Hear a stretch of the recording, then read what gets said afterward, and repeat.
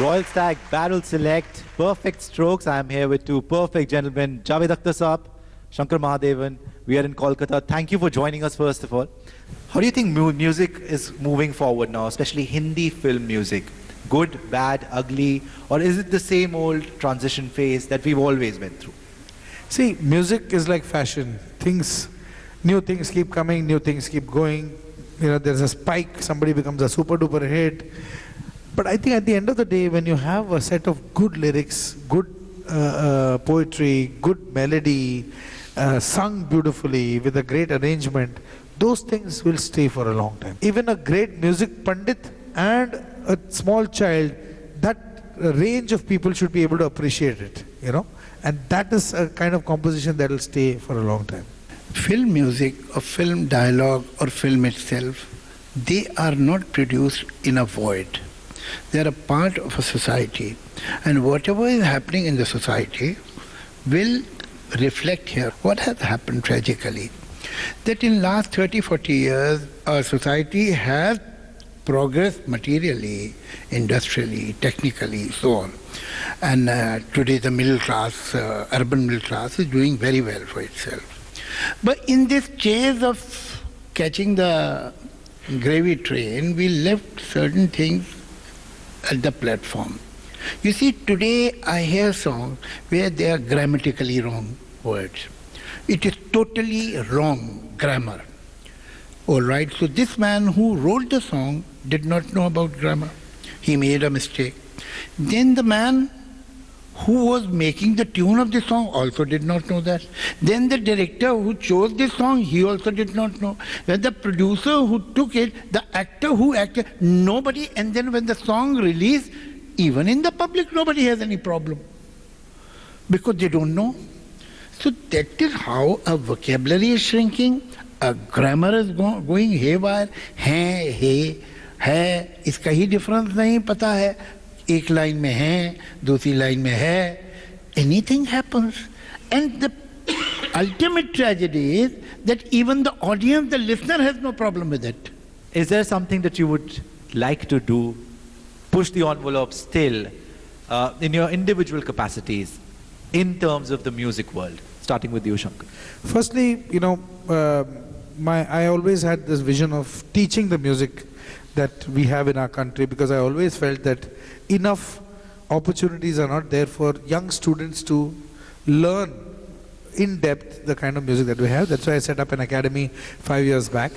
And after 5 years now, my academy is teaching, it's the first online academy, and it's teaching in 67 countries, that too Indian classical music. So that's a proud thing for me. And also now my vision is to take Indian classical music through popular music. See, if you tell a small kid, बैठो और चलो शुरू हो जाओ सा रे गा, so 5 minutes में बोर होके भाग जाएगा वो. But if you take a simple song like a Twinkle Twinkle Little Star, which he's been exposed to, da da da da da da da da da. So what we do is sa sa pa pa da da ba ma ma ga ga re re sa. So I don't understand why anybody didn't do this, because this is a song that every child knows. He's connected to the tune of the song, and you're introducing Indian classical sargams to him. Subconsciously he's learning, his attention. So we're working on stuff like that. So how to teach Indian classical music in an interesting way, in a playway method, and they grasp it. And of course, my second thing that I want to work on is not only to do with film music. There has to be in this country a market that we can develop. If people like us, we join hands, we really dedicate ourselves, put in our efforts to a market to develop other forms of music. You know, good poetry, good ghazals, good folk music, good semi-classical music, good bhajans, good khayal, good thumri. There's so much music in our country. It cannot be that it has to be only film music. It can only be done if the top people of this country musically, they unite and they do something together and create a market for music that is other than film music. So these are two things in my agenda. Let me see how I can work on it. Personally, I have made an album, Anant, with a very talented Bengali lady, Sangeeta Datta. We took 8 songs of Rabindranath Tagore, and I translated his songs to the same tune in which originally the song is sung, Rabindra Sangeet. Then in London, in that very town hall where he had recited his Gitanjali, when he had gone there, we had this program and we recited this, and the people from Oxford, from Cambridge, from University of London, all Bengali scholars, so everybody was there. And we were very nervous because, you know, people can be very sensitive about their cultural heritage. And obviously Tagore is a great cultural heritage of all Indians, but particularly of Bengalis. But to my happiness, everybody liked it and said that this is the perfect translation and this is the way it should be done, because it was not only translated, I did not contribute anything, I only translated in transparent Hindustani language to the same tune. So now I am feeling encouraged to translate complete Gitanjali like that.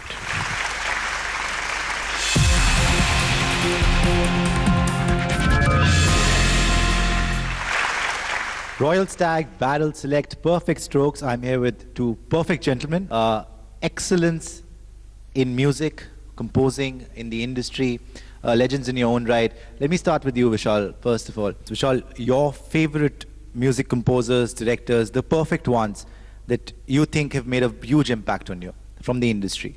Starting from S.D. Burman and Madan Mohan was my favorite, and Salil Chaudhary, R.D. Burman, Lakshmikant Pyarelal, in contemporary Shankar, Rahman, you know, they all are very, very good composers. Like their music in Rock On, Meri Laundry Ka Ye Bill, I mean, what a beautiful song. So otherwise, you know, Meri Laundry Ka Ye Bill can't be a song, but it's a song. And the perfect male and female voice that you think, difficult one to choose, but according to you, the perfect male and female voice in the industry? For me, one voice has been very close to me, that is Kishore Kumar. Really, really close to me. I don't know why, but he's always been the perfect voice for me. Because I think music is about communication, and he used to communicate perfectly. So that was there. And it's very difficult to choose between Lataji and Ashaji. So very difficult to choose that. Which is the more perfect experience for you? It's a tough one again. You're a music composer and a very acclaimed, successful director. For both, which one would you say is the most satisfying experience? Of course, music. You know, filmmaking is a pain. Yeah, when you are on set, you are handling. I mean, never expected that answer from you. Yeah, it's a pain. Whenever I make a film, in the middle of the film, I curse myself that why have I chosen this profession? Because you are handling 300 people to achieve your one image, and then you are handling these, you know, childish actors sometimes. You know, they come up with such stupid questions and demands, and then you can't actually show your real feeling, that what you're feeling about them, because you want to achieve something through them. And the temperature is 40 degrees, the producer is showing you his watch, that if you go 1 minute extra, then I'll lose 20 lakhs. And there's a crowd of 1,000 people over there, and in that you feel so alone, you feel so helpless, that you curse yourself. I used to, in those days, even now, even in Rangoon, when in that situation, you remember the air-conditioned studio, where, you know, you are boss, there's no hurry, you have your own studio, singer has come, you can go and edit. Here, the situation is absolutely different. So, but the happiness comes in the editing part, when the film is over, and that gives you the feeling of a creator, because, you know, if someone you have asked an actor that you have to walk 5 steps and then say this line, and he has taken 8 steps, so you can cut his 3 steps over there. So, you know, if he has laughed a lot, you can cut down his laughter. Now, Javed Saab, coming to you, you moved from a very successful collaboration with Salim Saab to the lonely world of lyrics from Silsila. Do you think that was the perfect start for you as a lyricist? Yes, that was my first film. As a matter of fact, I was the most reluctant lyricist ever born, I suppose, because I tried my best not to write lyrics. One day, I used to write poetry, and in a way, till that time, I was a kind of a closet poet, because I never used to send it for publication, or I would never recite in public. There were some people who knew that I write poetry. One of them was Mr. Yash Chopra. And one fine morning, he came to my house and he said that I want you to write lyrics for my next film. I said, no, I will not. He said, why? I said, I write poetry for myself. That is my personal expression. I am doing commercial work as a script writer, so I don't want to put this also in the market. But Mr. Yash Chopra was a very persuasive person and never liked to take no.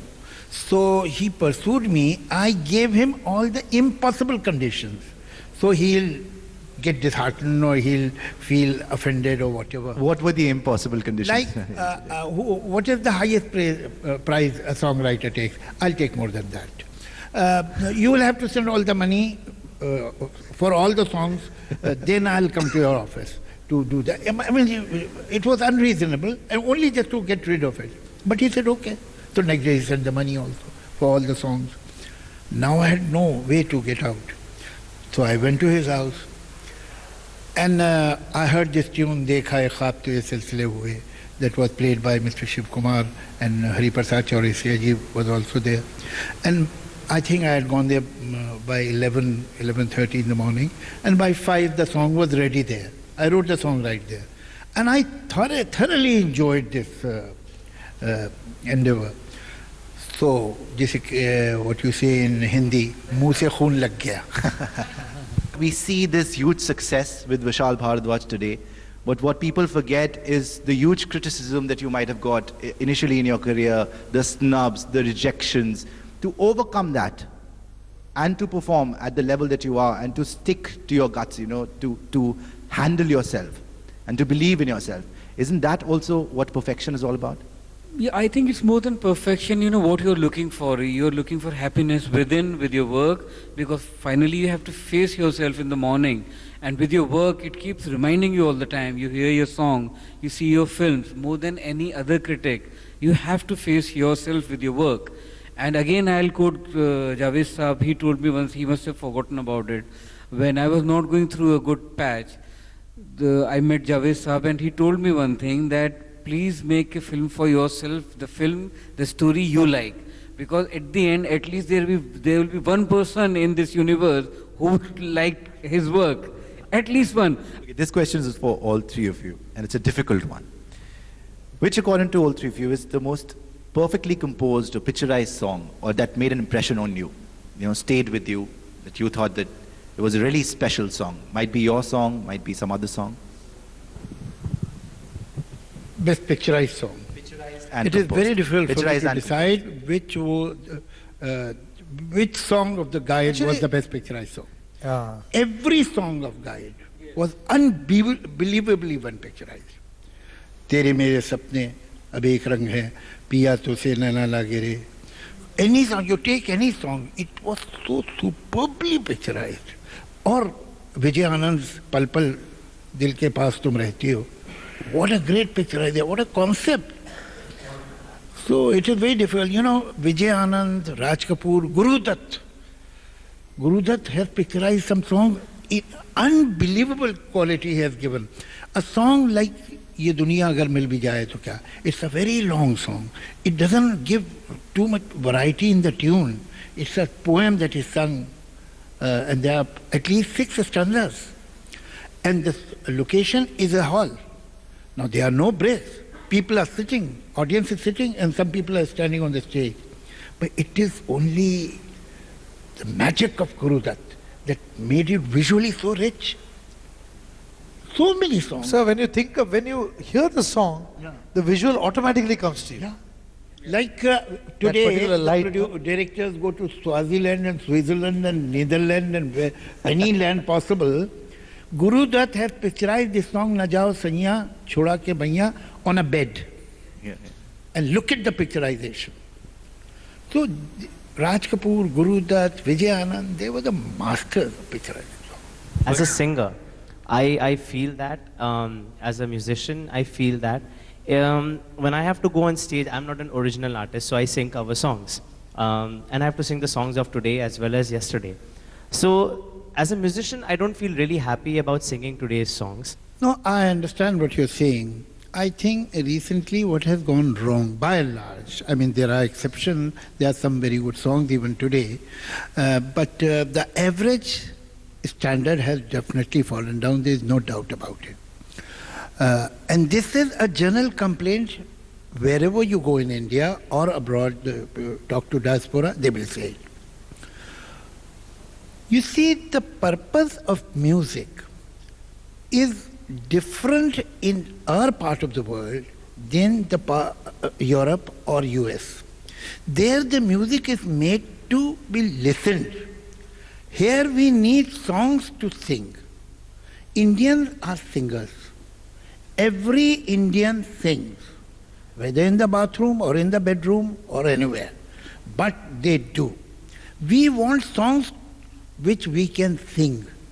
Today the songs are made which can only be heard. That is the problem. That's all. The day music industry will decide, let's make songs that can be sung by people, things will change. I'd like to add one more point to you, sir. The difference also now is the brief is given to the music composer and the lyricist. They sit down, they work on the tune, they compose a song which they feel, because they are experts at that art form. You know, he's an expert at the lyrics, and the music composer is an expert at composing the tunes. They compose the tune, but the decision to whether to retain that particular tune, which is composed and written by these two people who are masters in their own right, does not lie on them. The decision is now being taken by the director, which is also fine, but now it's not only by the director, it is taken by the producer. And probably sometimes this is a music company who have got nothing to do. So, I mean, he always gives an example of Shri Naresh Goyal, you know. Shri Naresh Goyal owns this Jet Airways, and he owns a fleet of planes. But never have we seen him go to the cockpit and tell the pilot, can you please take a left turn, you know. So that's what is happening. So what happens is, a song which is composed for a purpose, it doesn't serve the purpose, because it is not, the decision making power lies on somebody else. That is the reason why Vishal Bharadwaj got into making his own films. I can vouch for that. Am I right or wrong? Yeah, because I could employ myself as a composer. Otherwise, I would have been finished by now. You thought there was too much arm twisting going on? That It's not arm twisting. It's not arm twisting. It's very, very friendly, and it's a very beautiful atmosphere over there. But the decision-making power, the you fact don't is, have. Let's be honest, it is arm twisting. It is blackmailing. It's a cornered, controlled market, and the music company will not accept those, most of the music company, who will not toe the line. That's the thing. So anywhere in the world where the sales department starts deciding the creative aspect of product, that company is in danger. I think it is also our mistake that we have brought ourselves to a particular situation where the decision-making power, Madan Mohan would have said, sorry, okay, you want to compose, you compose, I'll leave the film and go. But I don't think we have the guts to do that now. Thank you, all three of you. It was a great session. Thank you all for joining. Thank you. Thank you, Kolkata!